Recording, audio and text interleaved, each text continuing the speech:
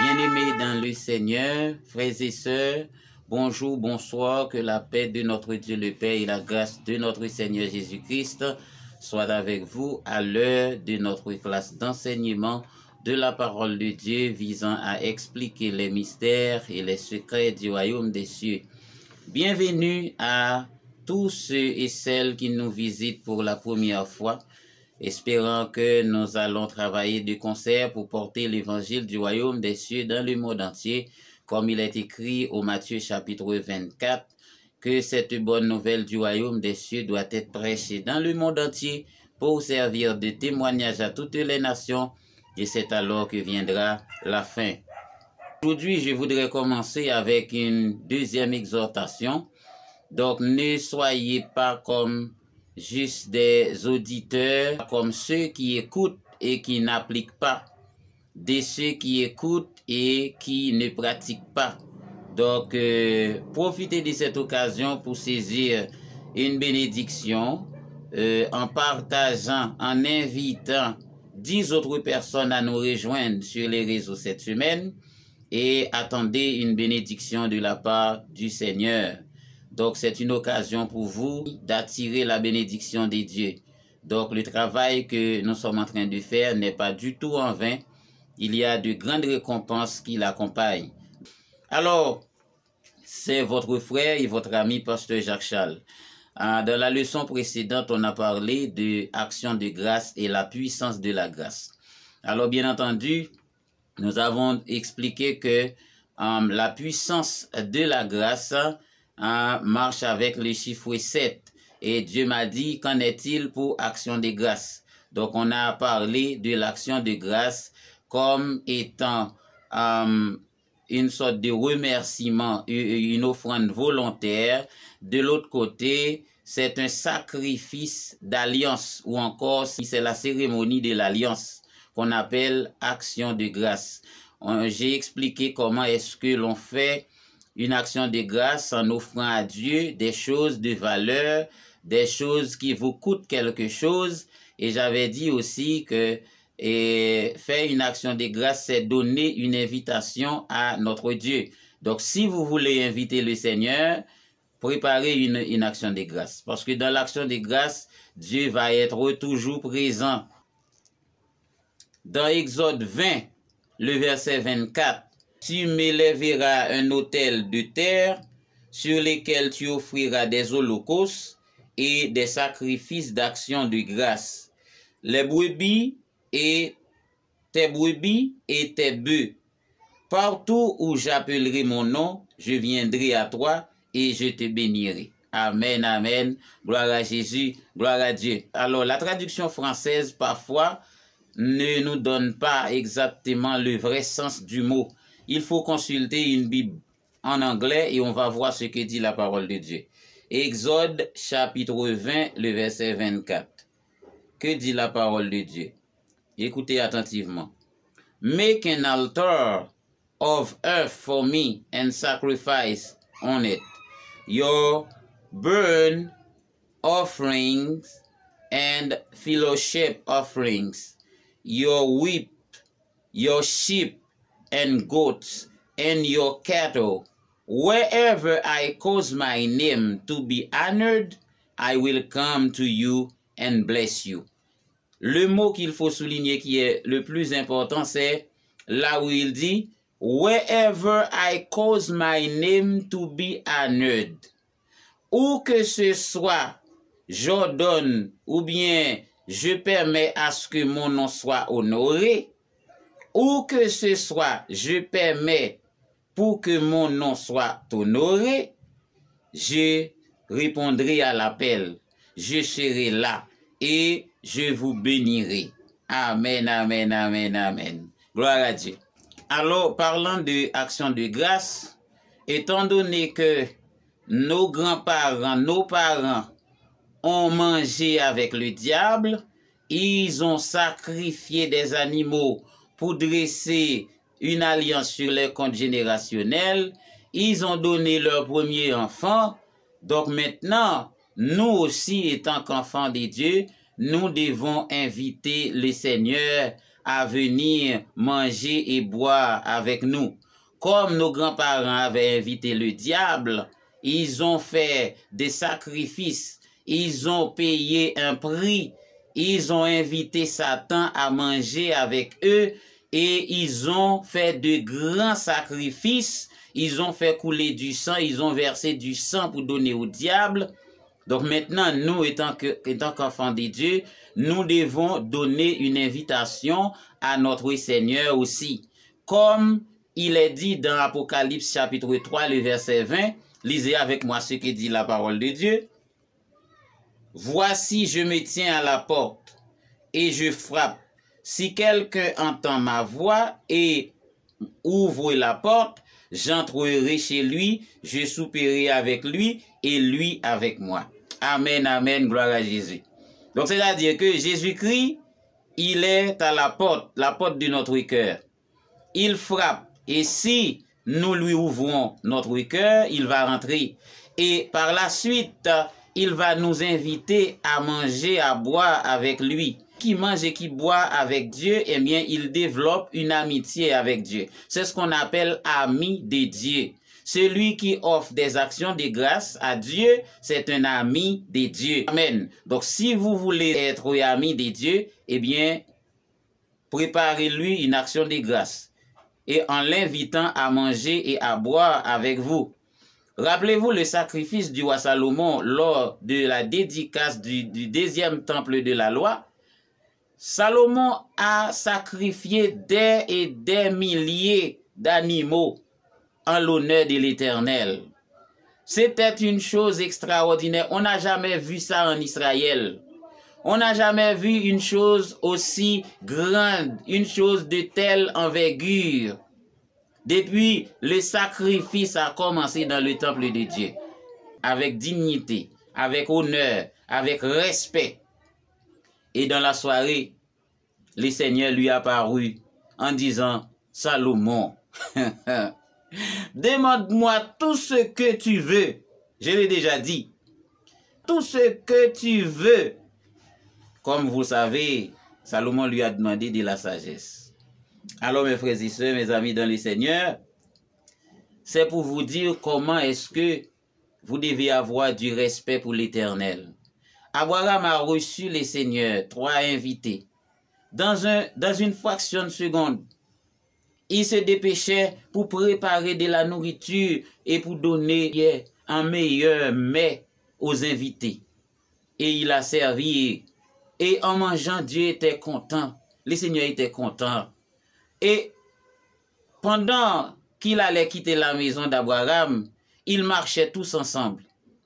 L'un dit aux deux autres, mais est-ce qu'un homme comme Abraham, je peux faire quelque chose sans lui avertir? Ha! Et c'est alors dans le parcours, eh bien, Abraham a été tenu au courant que la ville de Sodome allait être détruite. Et c'est alors qu'Abraham avait plaidé jusqu'à 10 innocents pour échapper la ville. Donc maintenant, vous connaissez l'histoire aussi bien que moi. C'est à cause du sacrifice d'Abraham que Dieu, eh bien, lui a raconté ses secrets. Ah! Vous voyez la puissance de l'action de grâce. Quelqu'un va me dire que Dieu ne mange pas, Dieu est esprit. Dieu est esprit. Dieu ne mange pas. Pourtant, il a mangé la nourriture qu'il lui avait préparée. Il a mangé la nourriture de Gédéon. Gédéon lui a préparé un mets et Gédéon l'a déposé et le Seigneur en a mangé. Et la parole de Dieu nous a dit comment est-ce que le peuple d'Israël offrait les sacrifices à Dieu. La Bible nous a expliqué tout cela. Alors on me dit que le Seigneur ne mange pas. Le Seigneur est esprit. Il ne mange pas. Alors Satan a dégusté la nourriture, les mets. Alors vous me dites que Dieu ne mange pas. Le Seigneur ne mange pas. Le Seigneur est esprit. Satan est esprit aussi. Mais il boit du sang. Il boit du sang des humains.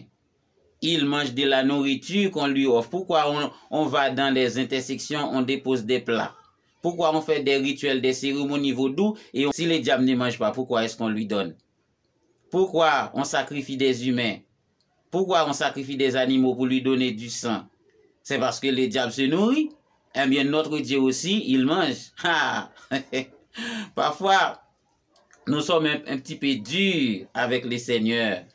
C'est-à-dire, nous ne servons pas le Seigneur avec un cœur ouvert pour lui donner la place dans notre vie, pour lui offrir quelque chose de meilleur, pour développer une amitié avec Dieu, en disant que le Seigneur ne se nourrit pas. Dieu est esprit. Je vous dis aujourd'hui que le Seigneur mange. Amen. Le Seigneur se nourrit aussi. Et lorsqu'on offre quelque chose à Dieu, eh bien Dieu prend plaisir dans cela. Et en plus de ça, regardez ce que dit la parole de Dieu dans Matthieu chapitre 25. Le verset 34 jusqu'au verset 36. Voici ce que dit la parole de Dieu. Alors, le roi dira à ceux qui seront à sa droite, venez, vous qui êtes bénis de mon Père, prenez possession du royaume qui vous a été préparé de la fondation du monde. Le verset 35. Car j'ai eu faim et vous m'avez donné à manger. J'ai eu soif et vous m'avez donné à boire. J'étais étranger et vous m'avez recueilli. Le verset 36. J'étais nu et vous m'avez vêtu. J'étais malade et vous m'avez visité. J'étais en prison et vous êtes venus vers moi. Amen. Et plus bas, il va dire, à chaque fois que vous faites une de ces choses pour l'un de ces plus petits, de mes plus petits, c'est-à-dire mes enfants, eh bien, c'est pour moi-même que tu le fais.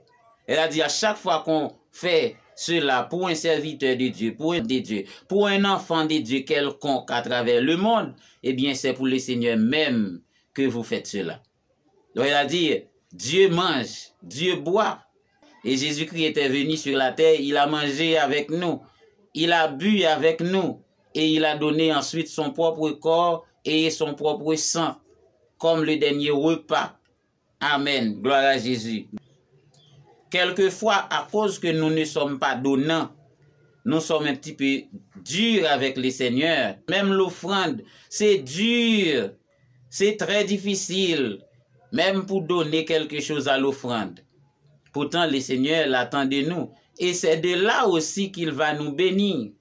Nombreux d'entre les chrétiens sont ceux qui attendent la bénédiction de Dieu, mais ils ne veulent rien donner à Dieu.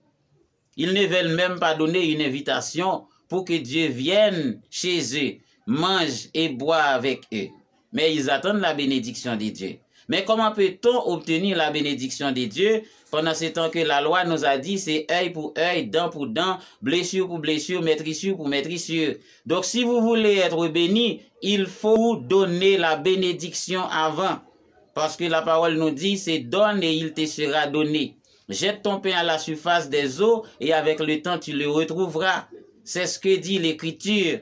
Donc si tu attends quelque chose de quelqu'un, d'abord fais le premier pas. C'est toi qui donnes avant. Et c'est le principe de la loi. Et c'est le principe de la spiritualité. Si on ne met rien dans la terre, après 6 mois, quand on repasse, on ne va rien trouver. Il faut planter pour récolter. Si on n'a rien planté, on n'aura rien. Amen, amen, amen, amen. Et ce qu'un homme aura semé, il le moissonnera dans les livres des Galates. Amen. Donc, c'est-à-dire, si vous avez semé de bons grains, espérez une récolte avec des grains, des beaux grains, des grains robustes, avec de beaux épis. Mais si vous n'avez pas semé de bons grains, eh bien, attendez à ce que votre récolte soit chétive.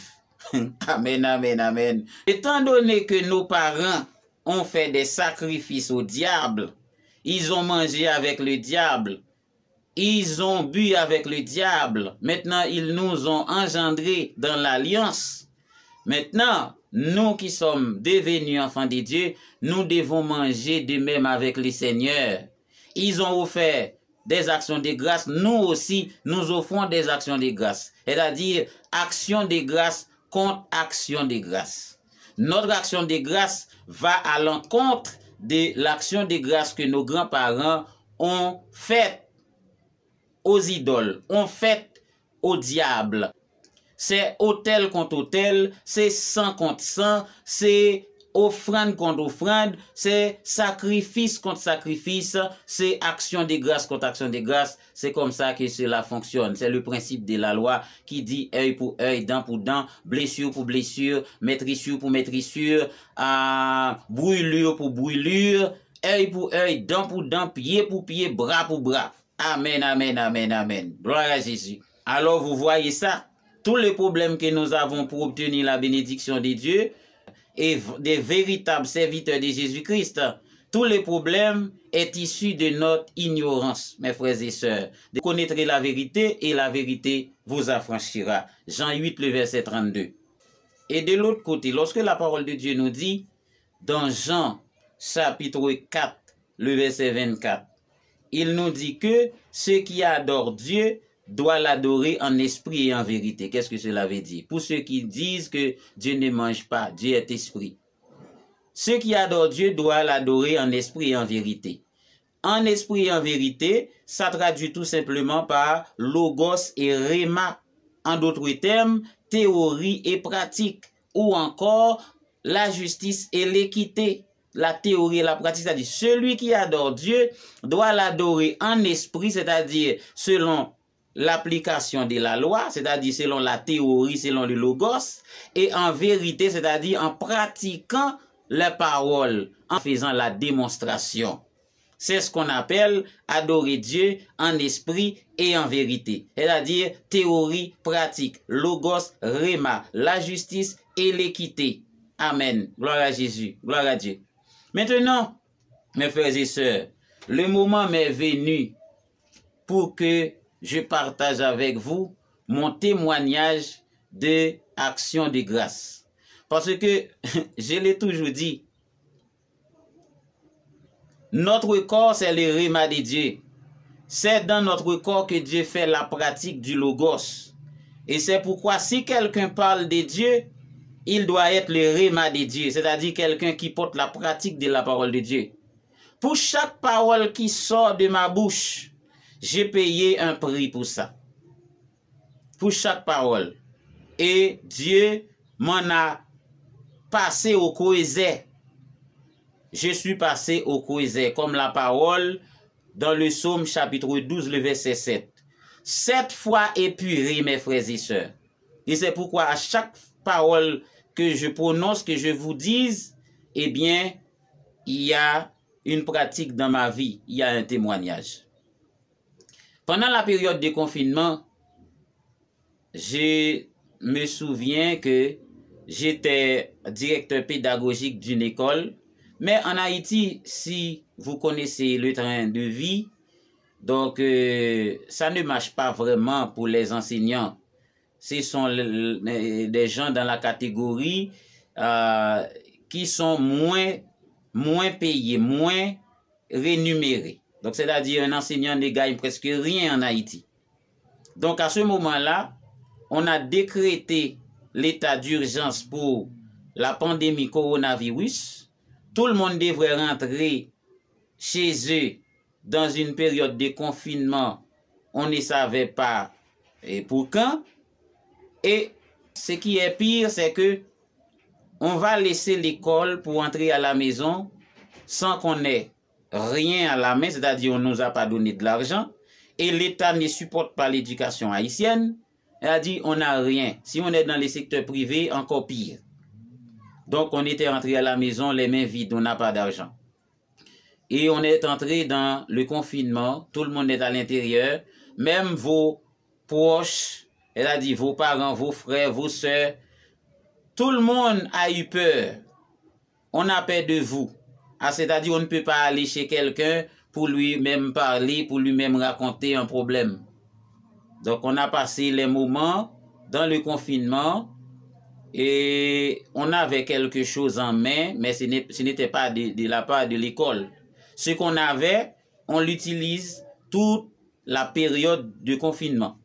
Et après 1 mois, 2 mois, 3 mois, ce qu'on avait était sur le point d'épuiser. Ça me nuisait. Et maintenant, je me suis dit, eh bien, il faut faire quelque chose. Parce que personne ne va vous entendre. Il n'y a pas d'autorité comme dans les autres pays qui distribuent des choses à des citoyens, qui donnent des kits. Il n'y avait pas de ça chez nous. Elle a dit, chacun pour soi, on se débrouille comme on peut. Et par conséquent, je me suis dit, donc, il faut faire quelque chose. Et c'est alors, il me restait un peu d'argent. Et avec cet argent, j'ai parlé à ma famille et j'ai dit qu'on va faire une action de grâce. Et j'avais acheté beaucoup de poissons et j'ai préparé du pain sans levain et j'ai acheté aussi une quantité de vin. J'ai invité quelques hommes de Dieu avec moi dans la maison pour prier, pour remercier le Seigneur en ce temps difficile. Ah! Ils étaient venus et je les utilisais comme des témoins parce que j'allais me présenter devant la justice de Dieu. Il a fallu avoir des témoins. Donc, ils me servaient de témoins. Ces hommes de Dieu ne me refusaient pas malgré qu'il y avait l'interdiction de se regrouper. Ils étaient venus chez moi et j'ai préparé la table avec 3 types d'aliments. Il y a les poissons qui étaient en quantité, le pain sans levain et puis le vin. J'ai demandé à tout le monde de manger à leur faim. J'ai dit tout le monde, mangez à votre faim et puis laissez le reste, comme Jésus-Christ a fait lors de la multiplication du pain. Et tout le monde en a mangé, mes frères et sœurs, mes amis dans le Seigneur, à leur faim, et on en a laissé les restes. Et moi et ma femme, on en a ramassé les restes et on les a déposés quelque part. Et après, j'ai remercié le Seigneur et je déclare en ce temps difficile une période d'abondance dans ma famille. Ah, beaucoup de fois, pour marcher avec Dieu, il faut être brave. Il faut avoir la foi, il faut faire confiance à Dieu. Comme le Seigneur m'a dit de lui mettre à l'épreuve, je lui ai mis à l'épreuve. En dépensant tout ce que j'ai à la maison, il ne me restait plus rien.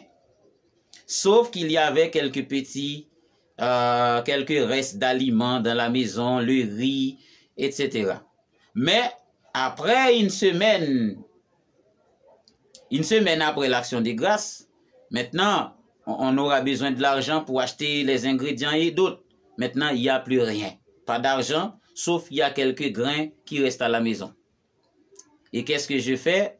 Ma femme n'avait même pas voulu cuisiner parce qu'elle ne voyait pas ce qu'elle allait cuisiner. Et moi, j'ai assumé ma responsabilité et j'ai cuisiné ce qu'il y avait dans la maison. Et j'ai réuni toute la famille autour de la table. Et j'ai fait cette prière. Je dis, Seigneur, il est écrit dans ta parole que si vous êtes obéissant, si vous êtes docile, vous mangerez les meilleures productions du pays. Mais ce que nous sommes en train de manger là aujourd'hui, il ne s'agit pas de la meilleure production du pays. Ce sont les méchants et les brigands de ce pays qui mangent les meilleures productions. Ainsi, le Saint-Esprit a mis dans mon cœur et j'ai fait cette prière, mes frères et sœurs, mes amis dans le Seigneur. Amen. Et c'est ainsi, la semaine est écoulée de cette manière. Vous savez quoi? La semaine prochaine, j'ai reçu, mes frères et sœurs, une quantité de provisions énorme venant des États-Unis d'Amérique, de toutes sortes de nourriture. Ça, on l'appelle Droum en Haïti. Donc, j'ai reçu 2 sacs de riz, j'ai reçu 2 caisses de poules, 24 boîtes, j'ai reçu toutes sortes de gelées, j'ai reçu toutes sortes de provisions. Donc, c'est pour vous dire que si vous ne connaissez pas le Seigneur, vous ne pouvez pas le servir. Vous ne pouvez pas marcher avec quelqu'un que vous ne connaissez pas. Il faut connaître votre Dieu, qui il est, ce qu'il peut faire pour mieux le servir. Donc, si vous êtes quelqu'un qui a peur, si vous êtes quelqu'un qui ne connaît pas la parole de Dieu, donc il vous sera difficile de suivre et de faire la volonté de notre Dieu. Notre Dieu, c'est un Dieu qui est servi avec beaucoup de précautions, beaucoup d'attention. C'est le témoignage que je partage avec vous de ce que Dieu peut faire, même dans les temps difficiles. Et je peux vous dire, quelles que soient les circonstances, quel que soit le temps, Dieu peut agir, Dieu peut faire et faire encore. Dieu peut faire des choses extraordinaires, même dans les moments les plus difficiles. À ne pas oublier, la femme du temps Élie, la veuve de Sarepta, sa maison était remplie de nourriture pendant toute la période de famine. Vous n'aurez pas imaginé de telles choses. Notre Dieu pourvoira toujours à nos besoins selon sa richesse. C'est ce qui est écrit dans la parole de Dieu. Il faut faire confiance à Dieu, mes frères et sœurs. Vous voulez la grâce de Dieu? Eh bien, si vous voulez la grâce de Dieu, je dois vous dire franchement qu'il s'agit de grâce pour grâce. Faites une action de grâce. Si vous voulez la grâce de Dieu, allez et faites une action de grâce. C'est grâce pour grâce. Et c'est pourquoi la parole de Dieu nous dit dans Jean chapitre 1, il faut le lire au verset 16, et nous avons reçu de sa plénitude, c'est-à-dire de sa perfection, et grâce pour grâce. Elle a dit, si vous voulez la grâce de Dieu, offrez-lui une action de grâce. Donnez-lui une action de grâce.